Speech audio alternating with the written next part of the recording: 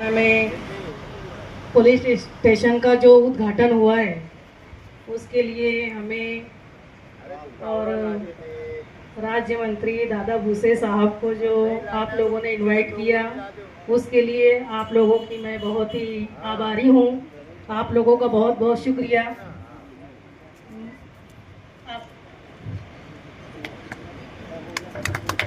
Ramzanpura police स्टेशनच्या नूतन इमारतीचे आज उद्घाटन प्रसंगी व्यासपीठावर उपस्थित सन्माननीय या राज्याचे सन्माननीय मंत्री महोदय श्री दादाजी भुसे साहेब, शालेय शिक्षण मंत्री, या नगराच्या प्रथम नागरिक, महापौर मॅडम, उपमहापौर साहेब, या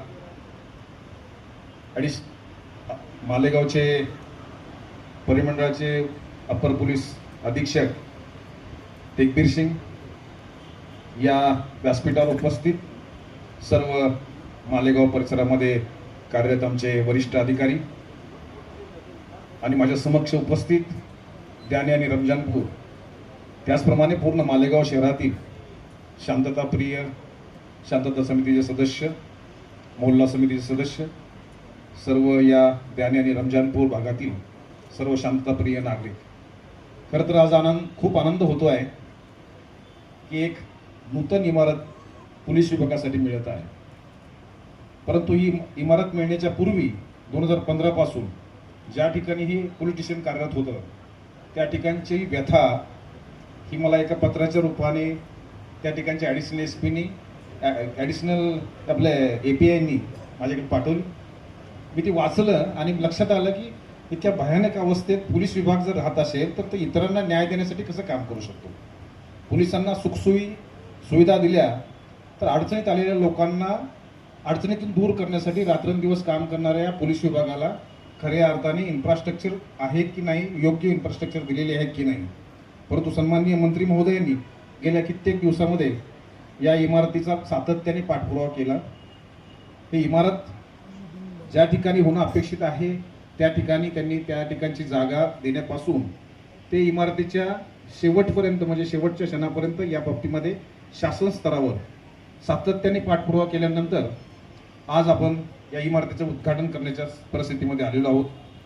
आणि मला अतिशय आनंद होत आहे की अशा चांगल्या इमारतीमध्ये एक चांगली सेवा देण्याचं काम पोलीस विभाग सातत्याने करेल। पोलीस विभागाला अशा स्वरूपाचं इन्फ्रास्ट्रक्चर मिळाल्यानंतर अशा विभागामध्ये सेवा देत असताना अधिक सक्षमपणे, अधिक तत्परतेने आपण सर्वसामान्य नागरिकांना त्यांच्या दुःखातून कसं दूर करता येईल आणि त्यांना येणाऱ्या अडचणी, या ठिकाणी होणारे कायदा व सुव्यवस्थेचे प्रश्न, या ठिकाणी होणारी गुन्हेगारी ही कमी करण्यासाठी सातत्याने काम कसं करता येईल, हा निश्चितपणे या ठिकाणी कार्यरत असणाऱ्या अधिकारी आणि अंमलदाराचा प्रथम मोठो असेल।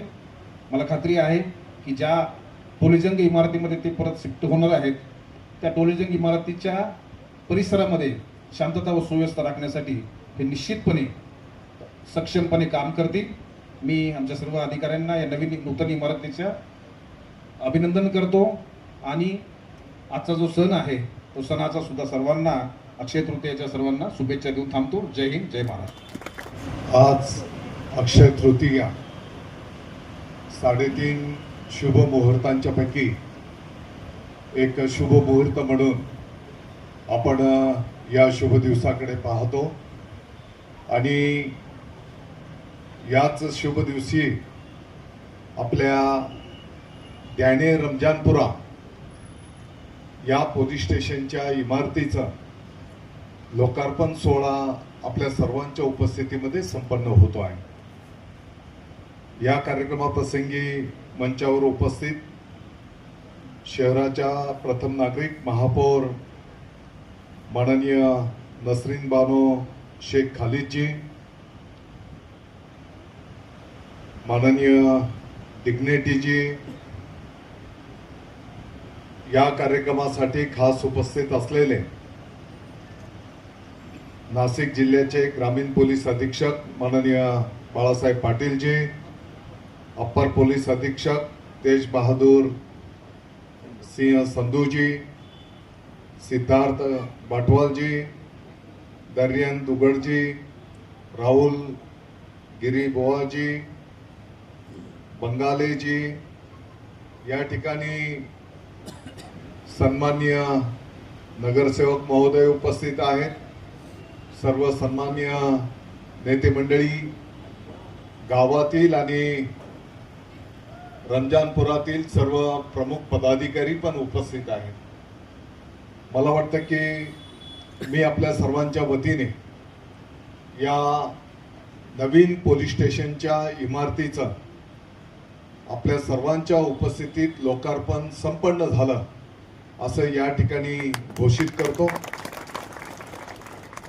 या संदर्भामध्ये महाराष्ट्राचे मुख्यमंत्री माननीय देवेंद्रजी फडणवीस साहेब, उपमुख्यमंत्री माननीय एकनाथजी शिंदे साहेब, माननीय सुनीत्राताई पवारजी आणि त्याच्यासोबतच गृह विभागाचे राज्यमंत्री महोदय या सर्वांनी या पोलीस स्टेशनला हार्दिक शुभेच्छा पण त्या ठिकाणी दिलेल्या आहेत. मला चांगलं आठवतं की त्याने रमजानपुरा पोलीस स्टेशन ज्यावेळेस आम्हाला 5 पोलीस स्टेशन चा गेली अनेक वर्ष आपण सगळ्यांनी पाठपुरावा केला. मला वाटतं पोलीस प्रशासनाने सुद्धा त्याचा पाठपुरावा केला आणि त्यापैकी एक त्याने रमजानपुरा पोलीस स्टेशनला आपल्याला त्या ठिकाणी मान्यता मिळाली. आणि मग मान्यता मिळाल्याच्या नंतर तात्काळ आपण काय व्यवस्था करू शकतो त्या पद्धतीने एका ओपन स्पेसवर आपण त्या ठिकाणी तात्पुरत्या स्वरूपामध्ये कदाचित ते पत्र्याचं एक प्रकारचं शेडच होतं आणि त्या शेडमध्ये एक तात्पुरती व्यवस्था त्या ठिकाणी करण्यात आली. आणि जसं आता माननीय पाटील साहेब बोलले की कदाचित जेव्हा 40-45 डिग्रीचं टेम्परेचर असतं त्या प्राप्त परिस्थितीमध्ये तिथले अधिकारी कर्मचारी कशा पद्धतीने जनतेला सेवा देऊ शकतील हा सुद्धा आपल्या सर्वांच्या समोर एक चिंतेचा विषय होता. आणि मग दुसऱ्या टप्प्यामध्ये मला वाटतं की या इमारतीचा पाठपुरावा करून आज गेल्या 2 वर्षामध्ये मग ही जागा मिळवणं, इथून एक लहान नाला पण गेलेला आहे, लागूनच आहे, खूप लांबून त्या नाल्याला पाणी येत असतं आणि मग त्याच्यातनं मार्ग काढणं, काही थोडे अतिक्रमण पण होते, त्या अतिक्रमण वाल्यांना पर्यायी व्यवस्था करून ही जागा ताब्यात घेणं आणि या संपूर्ण परिसराला सोयीचं होईल अगदी रस्त्याला लागूनच या परिसराला तर कायदा व सुव्यवस्था शांतता राखण्याचं काम या पोलीस स्टेशनच्या माध्यमातून होईलच.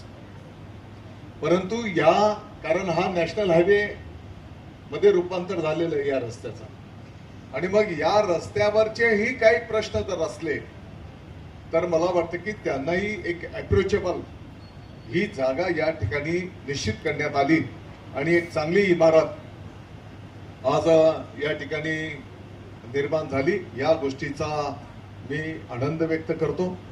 मला वाटतं की भविष्य काळामध्ये याच्यावर आणखी जसा कार्यभार जर वाढला तर वरचे मजले पण आपल्याला वाढवता येतील आणि जास्त मनुष्यबळ तशी वेळ येऊ नये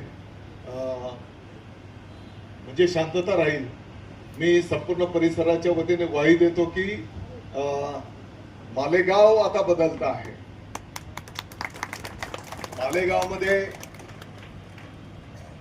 त्यातल्या त्यात कटू प्रसंग घडणार नाही याची आम्ही सर्वजण काळजी घेण्याचा प्रयत्न करतो आणि म्हणून तरी पण आता पोलीस अधीक्षक साहेब आलेले आहेत तर माझी विनंती असणार आहे की थोडंसं जास्तीचं मनुष्यबळची पण आवश्यकता आहे. हा नॅशनल हायवे असल्यामुळे इथे हेवी ट्रॅफिक या शहरातनं पास होत असते. अतिशय वर्दळीचा लहान मुलं असतात, महिला असतात आणि या भागातनच मोठी रहदारी हेवी व्हेकल्स या ठिकाणी पास होतात आणि म्हणून जास्तीच्या मनुष्यबळाची पण आपल्या मालेगावला आवश्यकता आहे. तर जास्तीत जास्त मनुष्यबळ आपण या ठिकाणी उपलब्ध करून द्यावा. मला वाटतं की याच्या सोबतच आपण जिथे ॲडिशनल एसपींचं कार्यालय आहे त्या ठिकाणी भविष्यातल्या पोलीस आयुक्त कार्यालय पण त्या ठिकाणी कसं निर्माण करता येईल त्याचाही आपण पाठपुरावा करतो आहोत. म्हणजे भविष्याचा जिल्हा आपल्या मालेगावचा, त्याच्यासोबतच जी आपल्या कॅम्पामध्ये जुनी मोडकळीस आलेली पोलीस लाईन आहे त्या पोलीस लाईन मध्येही आपल्या पोलीस कर्मचारी बंधू भगिनींना एक चांगल्या प्रकारची निवासाची सुविधा कशी निर्माण करता येईल त्याचाही आपण त्या ठिकाणी पाठपुरावा करतो आहोत.